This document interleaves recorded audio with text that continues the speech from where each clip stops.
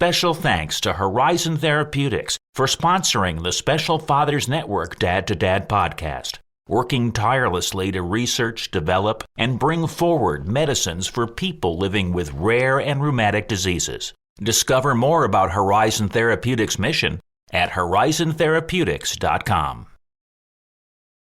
So I went over to dinner, and I walked in, and I saw JFK, Marilyn Monroe, Clark Gable, and I was like, oh, this guy must be a photo collector. I said, what a great collection of photos. He said, well, they're mine. Oh, okay. So we're at dinner, and he told me all these stories about JFK, and fascinating stories. At the end, I said, well, I'm really grateful I'm here, but how do I fit into all this? He says, I went and I saw your exhibit. And I said, who is this Manganelli guy? And nobody knew who you were. And I said, how could these photographs be in D.C. and nobody knows who he is? He must be struggling. I said, well, that I am. And he pulled out keys, and he laid them on the table. He said, these are the keys to my darkroom and studio. You have free use of the facilities. I don't use them anymore. That's our guest this week, photographer and filmmaker Bob Manganelli, telling how he got his first big break from President Kennedy's official photographer. Bob is husband to Terrylene and father of 2 children, Catalene and Gio, who very sadly passed away in 2014. He's directed a new film, We Were Here, dealing with the wisdom and trauma of catastrophic loss. There's a lot to unpack here, so we're going to hear this interview in 2 parts. This week is part 1. Now say hello to the founder of the Special Fathers Network and host of the Dad to Dad podcast, David Hirsch. Hi, and thanks for listening to the Special Fathers Network Dad to Dad podcast, presented by the Special Fathers Network, a Dad to Dad mentoring program for fathers raising children with special needs. The Special Fathers Network Mastermind Group experience is the most comprehensive program the 21st Century Dads Foundation offers. Dads raising children with special needs meet virtually on a weekly basis and form meaningful relationships while sharing weekly wins, discussing books, and sharing heartfelt challenges. One of the highlights of the year is attending an in-person weekend retreat. We're launching 10 new mastermind groups in 2024 with 10 dads per group. That means we're only looking for 10 like-minded dads in each community. If you're a dad raising a child with special needs, we hope you'll join a local mastermind group and make the investment to become the best version of yourself. For more information, please see the show notes or simply go to 21stcenturydads.org. Now let's hear part 1 of this conversation between Bob Manganelli and David Hirsch. I'm thrilled to be talking today with Bob Manganelli, formerly of Southern California, who by trade is a photojournalist and filmmaker and the father of 2 children. Bob, thank you for taking the time to do a podcast interview for the Special Fathers Network. Thank you. Thank you. You and Terrylene are the proud parents of 2 children, daughter Catalene, 19, and son Gianni, who lost his hearing at age 3 and who very sadly took his own life at age 23 in March of 2014. Let's start with some background. Where did you grow up? Tell me something about your family. I born, raised for the early part of my life in Allentown, Pennsylvania. The rest of my family was all from Boston. I was the only one born in Pennsylvania. That was 7 of 7 children. My father went to Northeastern, studied electrical engineering, and they divorced when I was 7. So from that point, I saw very little of my father until around high school. I would see him on day visits. He was up in Massachusetts and we were in Pennsylvania. Then high school, I moved up to stay with him because football was going to be my future. And I had a better opportunity playing ball up in Connecticut than I did where I was. So that never turned out. I had a knee injury, which was a blessing because I went into another path, which was film and television and photography at RIT in upstate New York, Rochester. So, the youngest of 7, hand-me-downs. My oldest brother is Brad. My next is Brian, and I'm Bob. So the belt that had B went to first Brad, then Brian, and it was pretty well worn by the time it got to me. So a very modest upbringing. Well, thank you for sharing. And did I remember you mentioning your dad was a World War II vet? Yeah, he was served in the maritime service, stationed in Germany and then Japan. And when he passed, there was obviously the service members at his burial. It's very solemn, and to see the way they treat their own was really moving, very touching.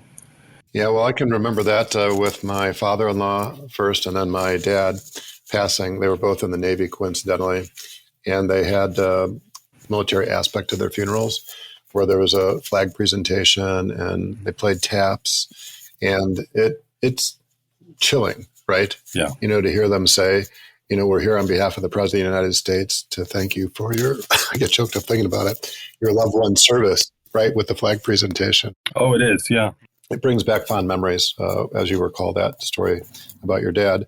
And you mentioned you're the seventh of seven children, a lot of hand-me-downs, and that your parents divorced when you were relatively young, but you did go to live with your dad starting in high school. And I'm sort of wondering, when you look back on your relationship with your dad, how would you characterize or describe that relationship? Sometimes that idea of absence it makes the heart grow fonder. I mean, I to some degree, I'd say I romanticized my father. He was bigger than life to me. But he was an alcoholic. I grew up with that sort of dynamic.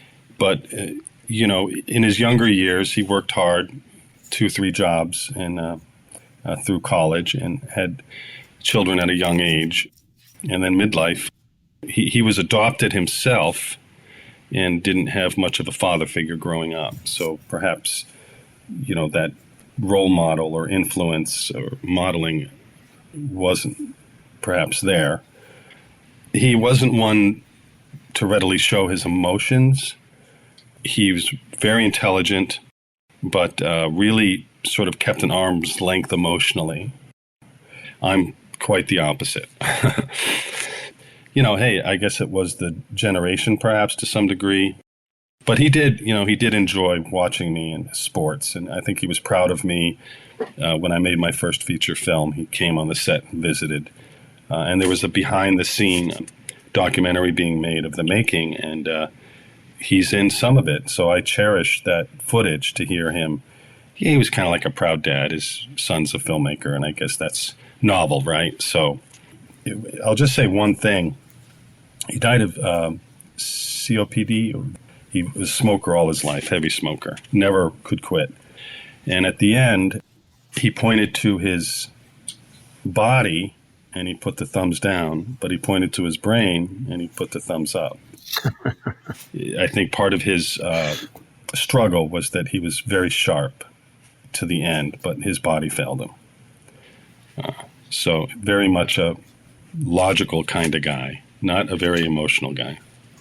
Well, thanks for sharing. And that comment you just made about the body versus the mind.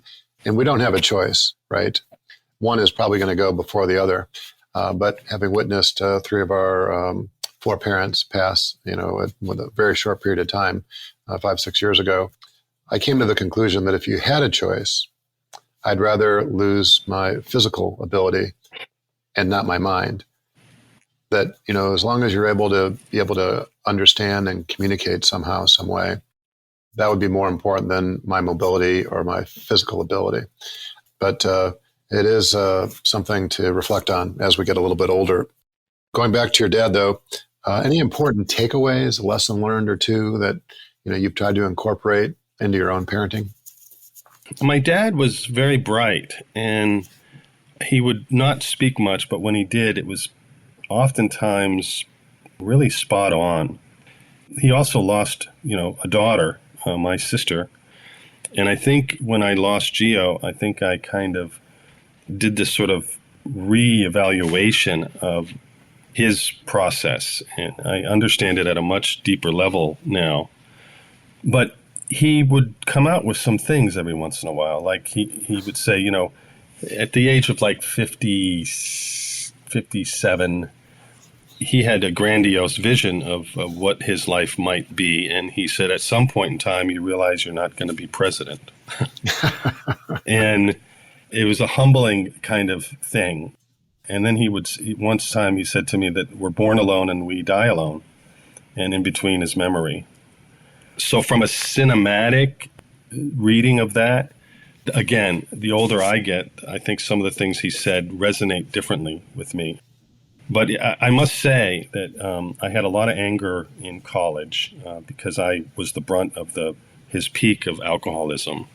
But then he was a recovered alcoholic. He was very much involved in AA and sponsorship, and he became a sponsor. He's very active.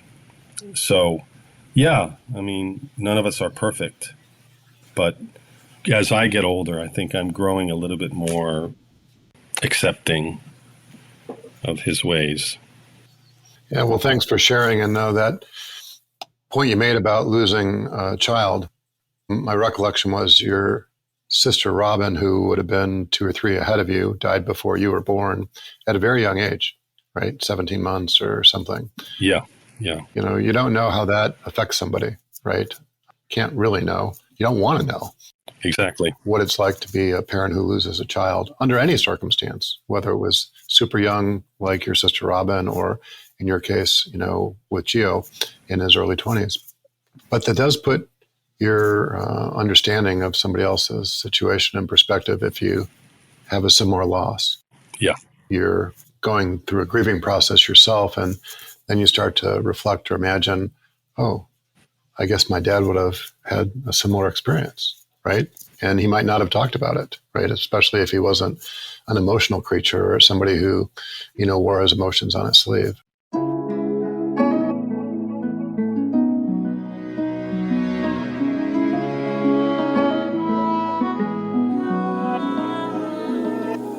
I'm thinking about your grandfathers now, and why don't we start on your mom's side with Douglas MacLean.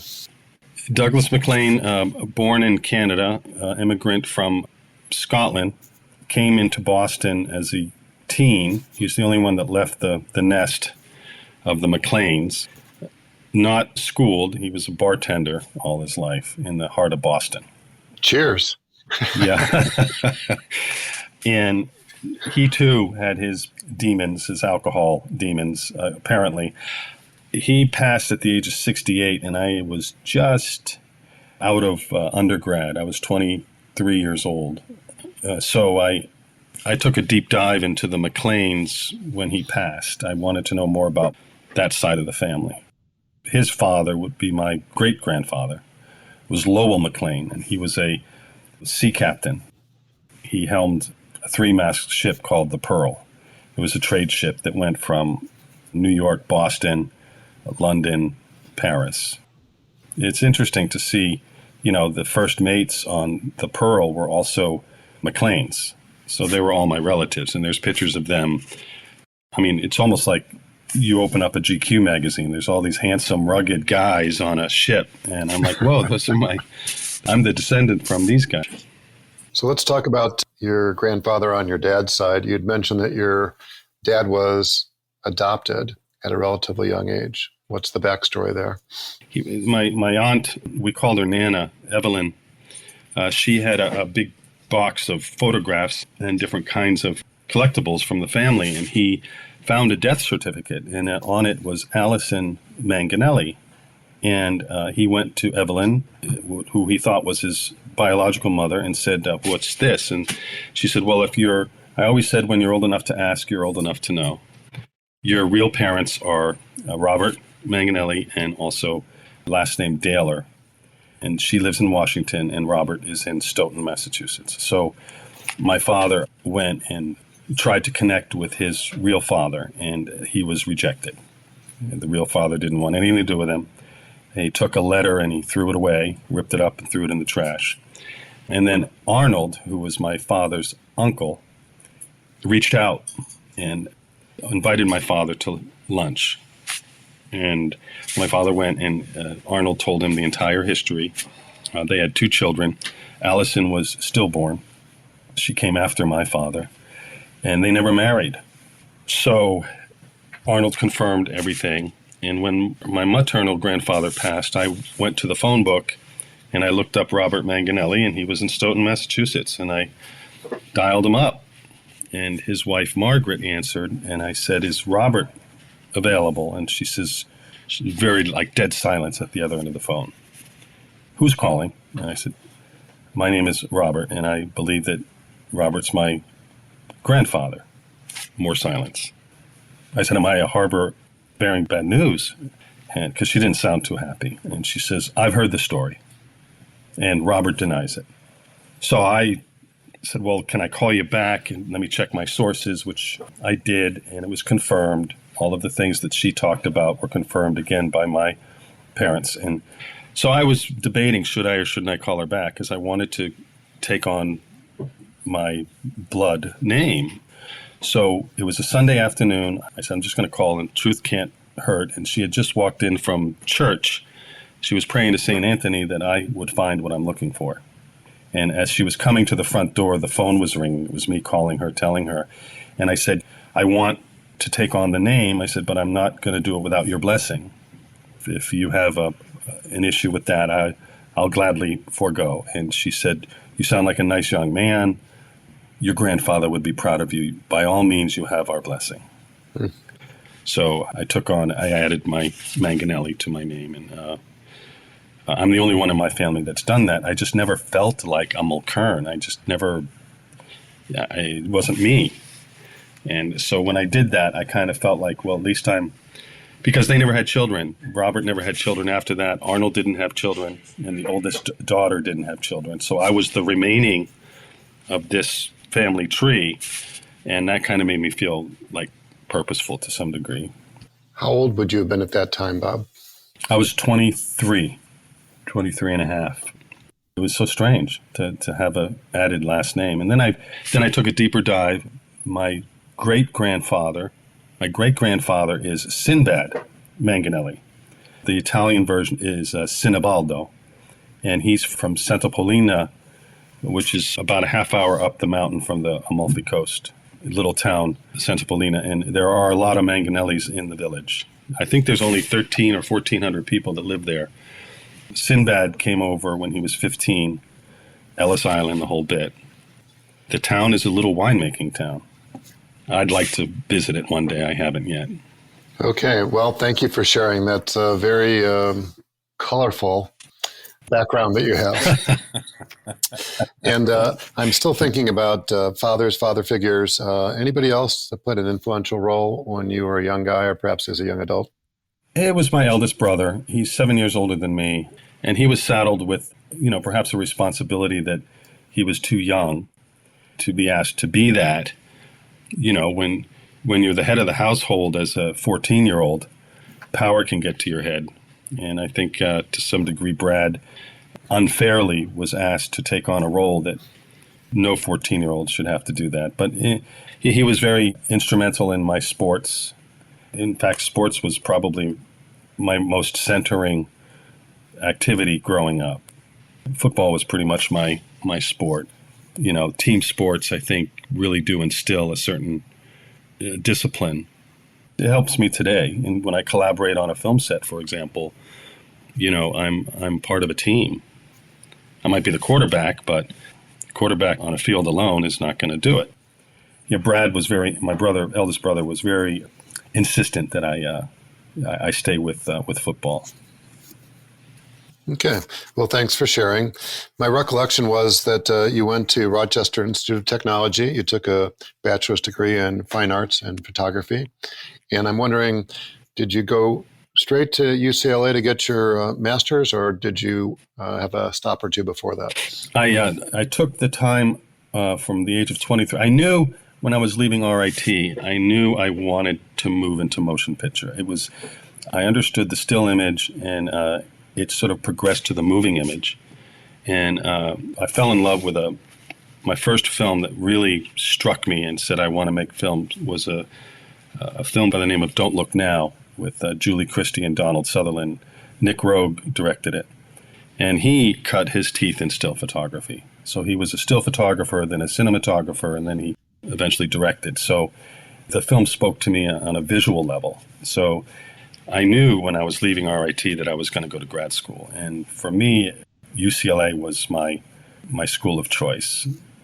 Francis Coppola had graduated from there. And I said, well, I want to go to the school that Francis went to. So the ages of 23 to 25, I was working photojournalism in Washington, D.C. Started off kind of rocky. I couldn't get arrested, frankly. The first 3 months was really depressing because I wasn't getting any work. But I put up a show, an exhibit, and this fellow went there and saw my work, and I got a call out of nowhere. His name was Ed Clark. He and Cartier-Bresson were the only two life photographers to cover the Nuremberg trials. So he's historic. John Kennedy said about Ed Clark that he's the most gentleman photographer that he knows. And Ed was the only photographer allowed into the White House on Inauguration Day. So I get a call from a fellow, and his name is Ed, and he says, I'd like you to come over for dinner. I didn't know who he was, from Adam. I said, well, thank you. And so I went over to dinner, and I walked in, and I saw JFK, Marilyn Monroe, Clark Gable, the great double spread photo in Life magazine of the African-American soldier with a tear down his cheek. And I was like, oh, this guy must be a photo collector. I said, what a great collection of photos. He said, well, they're mine. Oh, okay. That's why I'm there. So we're at dinner, and he told me all these stories about JFK, and fascinating stories. Just they could fill a book in inside stuff. So at the end, I said, well, I'm really grateful I'm here, but how do I fit into all this? He says, I went and I saw your exhibit. And I said, who is this Manganelli guy? And nobody knew who you were. And I said, how could these photographs be in D.C. and nobody knows who he is? He must be struggling. I said, well, that I am. And he pulled out keys, and he laid them on the table. He said, these are the keys to my darkroom and studio. You have free use of the facilities. I don't use them anymore. We'll be back with more of the conversation on the Special Fathers Network Dad to Dad podcast in just a few moments. But first, this quick message. Please help 21st century dads gather research on families raising children with special needs by having them complete the Special Fathers Network Early Intervention Parents Survey. A link to the survey can be found in the show notes. As a token of our appreciation, each person, mom or dad, who completes the survey will receive a Great Dad coin. Thank you. Now, back to the conversation. So here I am in this presence of this iconic image maker, because, I was just barely making ends meet. And he said, here are the keys to my darkroom and studio. I think and then suddenly I started getting work. I think he was calling around town. I ended up working with Teddy Kennedy for only about 3 months before I left the film school. But, suddenly I was now working and maintaining an income based solely on my photo work. It was the kind of work I wanted to do. DC is a political town, and I wanted to be in the center of that. So thank you, Ed. Then I'll jump to film school. I'm at my little rent-controlled tiny apartment in Santa Monica. I'm only in film school at UCLA for a month and a half, and I get a knock on the door, and I come to the door, and it's Ed Clark at my doorstep in Santa Monica. I said, Ed, what are you doing? He says, you're a hard guy to find. So he comes in, and he says, Life magazine is doing a book on my life's work, and there's going to be a big shot producers, all these movie people are going to be there. And I figured, well, Bob's trying to do this. Why don't we bring him? So I found myself in the Hollywood Hills at a Life magazine sponsored book of his photographs. And he did everything he could to help me out in Los Angeles. God bless him. What a sweet, sweet man. And in my career, there's been a lot of that kind of altruism. I've just been blessed and, totally unexpected. And he's just a real sweetheart of a man. Well, when you look back on your career, you don't know it at the time. Maybe you do, but you can only connect the dots by looking backwards. And you realize that there's these people that played a very influential role in your life. Yeah. And I think of them as the angels that somehow appear and put you on a different trajectory in some cases. And it sounds like Ed Clark played that role in your life. Not once, but a number of times, right? Unbelievable. Thank God for the Ed Clarks of the world. Yeah. So you went to UCLA, you got your master's, and then where did your career take you? Right out of film school, again, another formative sort of moment where somebody stepped up. I applied to the Sundance Institute's June Filmmakers Lab, and it's a very pedigree program. At that year, there was something in the order of 3,200 applicants, and they had already chosen 4 out of the 6 that were ultimately accepted because they had already gone through the Screenwriters Lab. And so if you really bear down the numbers, they were only looking for 2 newbies out of a huge pool of applicants. And I got in. Robert Redford was, he started the Institute, and we had 6 weeks, and we worked with our mentors. And there was a mentor from each discipline. Glenn Close was there for acting. Jim Hart, who did Contact and Dracula and Hook, wrote those, was there as to critique your screenwriting. All of them had Academy Awards in every discipline of the business. Sidney Pollack was there for directing. You rehearse on Monday, shoot on Tuesday and Wednesday, edit on Thursday and Friday, and then on Saturday you screen in Redford's screening room, and then you're in the hot seat. You're in the semicircle surrounded by all of these Oscar winners, and they go at you. They give you their critique on what's good, what's bad, what you need to do next. And, I learned more in 6 weeks than I did 6 years at UCLA. So that was great. And then they stay with you. They help you through the process to do your first film. And their goal is to bring you back to the festival when your film is done, which is what I did. I was teed up to do a film with Alexander Payne, who's up this year for likely going to be nominated for Holdovers with Paul Giamatti. He also won an Academy for Sideways, wrote it, and The Descendants with George Clooney. Alexander was producing my film. The film was about my mortality and passing my legacy on to my son. And Gio died. My son died. And I couldn't very well make this film because it was all about me passing and passing on to him. And so we definitely pressed pause on my career. I was pretty much out of commission for quite a few years. And then sort of coming back into my filmic expression through trying to channel my grief and my love and the insurmountable, shattering, cell rewriting pain. I've been shooting this film for 4.5 years now, and it's given me a purpose. The film, for me, no longer is it's not about like you could, if you're in the middle of a shot and something goes really well, you kind of want to spike the ball and say, you really captured it, good job. But that in this film, there's none of that. It's not spiking the ball. It's sort of like, I just did something that means something. That Gio's life is informing, and his death is informing. So it's been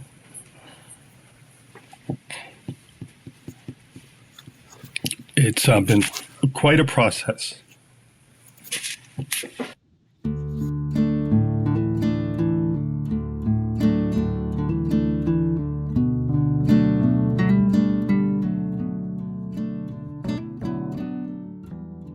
Let's go back. I'd like to talk about special needs on a personal level. Prior to Gio's diagnosis, did you have any connections to the world of disability or special needs community? Yeah, his mother is deaf, and I had zero aptitude for sign language until I met her, and I had motivation to learn. So I learned very quickly thereafter, and she's an actress, and so I would interpret for her on set or during auditions. And I got involved with American Theater Arts in Los Angeles, which has a deaf theater component. So I kind of matriculated into the deaf community in Los Angeles. And the odds were that we would have 50-50 chance of having deaf children. And we had 2 deaf children. They both were born hearing, but then had a degenerative hearing loss. Strangely enough, when I was 5 years old, my best friend was deaf, Robbie Day. I ran into him at Gallaudet University after all this, and he was in shock that I was so fluent in sign language.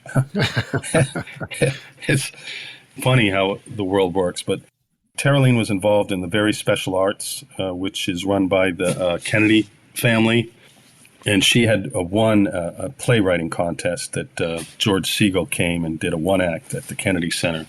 So my proximity to disability was channeled through deafness and sign language.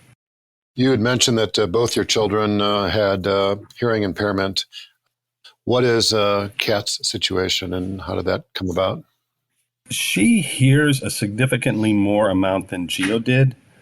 With hearing aids, she gets a lot, and she speaks very well. Some people think that she has an accent, so she finds that funny, but culturally she's hard of hearing.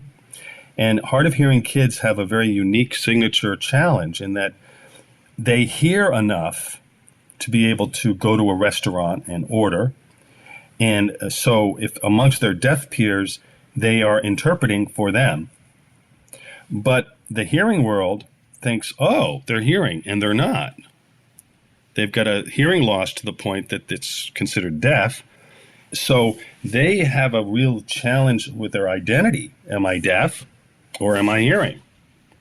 And sometimes the deaf world doesn't treat them as one of their own, and the hearing world certainly doesn't treat them like one of their own. So they have a unique set of challenges culturally and from the standpoint of identity. And the deaf community, frankly, can have some issues. If you're not deaf like me, then you're not deaf. And she is. It's just that she can speak and function in a hearing society to some degree without sign language. Mm-hmm. So that's her situation. But her mother's deaf. Catalene's first language was sign language. So she had no language delay. So she was speaking English and signing at the same time. So when she had the hearing loss, we found out at about the age of 5.5, she didn't really miss a beat. I mean, she had sign language and an FM system that had the teacher talk in a little microphone. It went right into her ears, and I can't be more proud of the young lady she is now. I mean, she's just she's the apple of my eye for sure. Would it be accurate to say, Bob, that there's a difference between being deaf, like not being able to hear at all, and being hearing impaired? Would that be a reasonable way to describe it or not? The terminology that the deaf community would use would be hard of hearing. Hard of hearing, okay. Yeah, a lot of times hearing impaired serves the hearing community as a nice way of saying deaf. And deaf people just want to be called deaf because they're culturally deaf. And, for them, it's almost an ethnic identification. So I'm either deaf or I'm hard of hearing, or you're hearing. You don't see hearing impaired utilized within a cultural context. It's oftentimes hearing people referring to deaf people as hearing impaired because somehow deaf is like maybe a little bit more uncomfortable. I don't know. But that's just my take on it. I'm no expert. That's my take. Well, as a typically hearing person, your perspective would count, having had a meaningful relationship and having 2 children that are part of the deaf community. So thank you for sharing. So let's talk about Gio. How was his diagnosis done and at what age? He was about 2.5, and we were playing hide and seek. See, he did it's really interesting when somebody is hearing and they have a hearing loss, it really is a challenge to pick up. And my mother said, I think he's lost some hearing. I said, no, So to prove a point, we were playing hide and seek, and I was right behind the bedroom door, and he's looking for me, and he's literally like 2 feet away from me, and I'm going, Gio, and he's not responding. He doesn't know that I'm right behind the door. He's still looking for me. And I said, he's got a hearing loss. So we brought him in and had the hearing test done, and it was far more significant than I thought. He did a good job of disguising it. That's amazing how deaf children can pick up on visual information where you think they're getting audio information, but they're getting it visually. It's fascinating how they, for me, I mean, I'm with the deaf people and I'm very aware. And even I was surprised when he had the hearing loss. So he was hearing, then hard of hearing, then deaf. So it was a gradual thing. But when the deaf community, all the friends of his mother found out that he had a hearing loss, they're showing up with flowers and cakes and bread and saying, congratulations, he's deaf. So, I didn't have hearing people showing up when he was hearing saying, oh, thank God he's not deaf, But from a community, they were all excited that Gio was one of them. Very interesting. It's quite a different take on I think it's the cultural aspects and the language that makes them feel like, yes, we have somebody that's one of us. In fact, when we found out he was hearing, Terrylene cried. She mourned. And I don't think it was she wanted him to be deaf. I think it was more like she was concerned, will he ever really understand me? He's hearing, and I'm his mother. And I'm like, don't be ridiculous. Of course he's going to understand you. Of course he's going to love you. His first language is going to be sign language because that's your language. So, but it was a momentarily sad moment for her, but that didn't last long. It switches the tables a little bit. It messes with your head.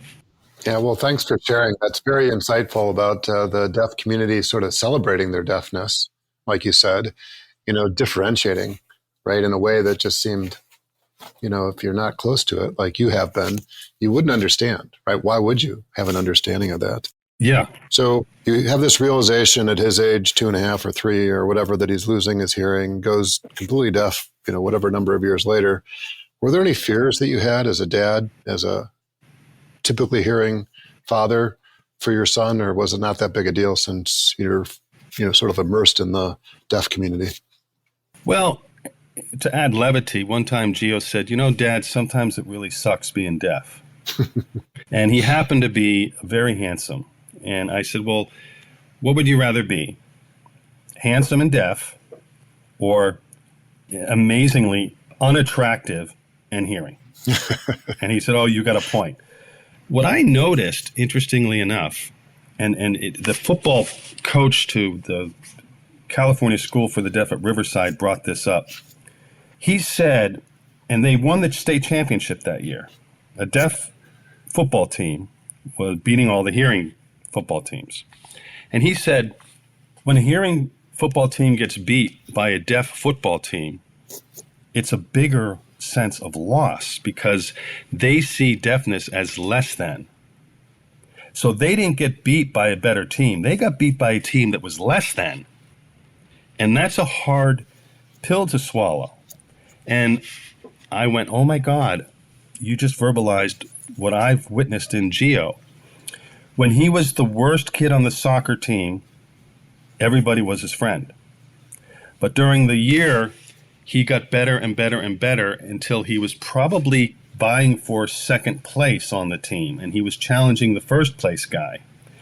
And then it wasn't so nice because he's deaf and he shouldn't be beating me.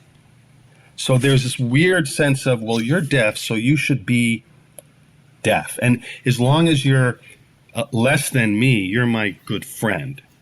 But the minute you start showing prowess, either academically or in sports, there's something strange. I can't put my finger on it, but it's the perception of being less than, and then that less than excelling, because it breaks the label we have.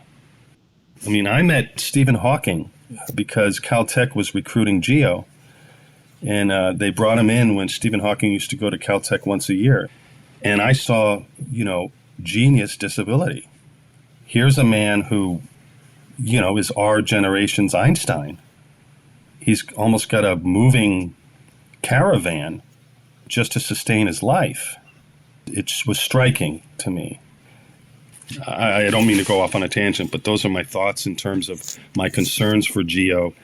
There were bullies. He'd be walking down the hall and he's deaf and he can't hear, and there'd be two kids at the other end of the hall yelling to his back and making fun of his voice. And that's tough. There was a girl who reported this, and she found me and she told me, and I was just heartbroken. And that's just the way society is, I guess, to some degree. I don't know, my mother, when Gio was on the playground and I was signing to him, all the kids on the playground would watch, and it used to upset my mother. Like, what are you looking at? And I said, well, Mom, maybe they're just interested in sign language. But my mom took it as he was outcast. And to some degree he was. But there are other equally beautiful experiences with hearing people that wanted to know more about his deafness, wanted to learn sign language, adored him. Was there some meaningful advice that you got that helped you put his situation and some of the challenges into perspective? I wouldn't say there's anything memorable in like one instance. It was a collective. I mean, I valued the language. I valued sign language. It's a language of images. It's a language of pictures. It has nothing to do with phonetics at all. And in that, you literally have close-ups, medium shots, reverse shots, long shots. So you could tell a story. You're telling a story in pictures. The story will have a cinematic structure. And that's a fascinating aspect to deafness and sign language. As I grew to know accomplished deaf people, that served as advice to me, is to see them excel in their deafness, to excel in their sign language. Peter Cook is a contemporary poet who's deaf and signs, and his work is just phenomenal. To see people work the language, that served as my advisory sort of understanding. And one thing I'll say in that regard, Gio we were driving back from Riverside to Santa Monica, and he was in the passenger side. And we had a little bit of a tiff, I guess. I don't even recall what it was, but I was very hurt. And I said to him, Gio, I didn't have a really good dad. But what you just said to me was so disrespectful. I would never in a million years consider talking to my father the way you just talked to me. And he was never reactive. He always sort of let it, he would contemplate it. So he's quiet for 5 minutes later, and he turns to me, he says, Dad, you're my dad. Let's make no mistake about it. He said, but you're the only person in the neighborhood that knew sign language. So you're my best friend. He said, I'm not talking to you like a father. I'm talking to you like my best friend. And of course, I just start weeping. Oh, man. That just hit me, The bond because of sign language and the fact that nobody else spoke sign or signed in the neighborhood. His relationship with me was forged as a friendship as well, I guess that's probably the most profound learning experience I've had when it comes to his sort of disability. And that concludes the first part of David Hirsch's conversation with Bob Manganelli. Check in next week when we'll hear Bob talk of his new film, We Were Here, an exploration into the pain fathers endure following the catastrophic death of a child. That's on next week's Special Fathers Network Dad to Dad podcast. And if you're a dad looking for help or would like to offer help, we would be honored to have you join our closed Facebook group. Please go to facebook.com/groups and search Dad to Dad. The Special Fathers Network Dad to Dad podcast was produced by me, Tom Couch. Thanks again to Horizon Therapeutics, who believe that science and compassion must work together to transform lives. That's why they work tirelessly to research, develop, and bring forward medicines for people living with rare and rheumatic diseases. Discover more about Horizon Therapeutics at horizontherapeutics.com.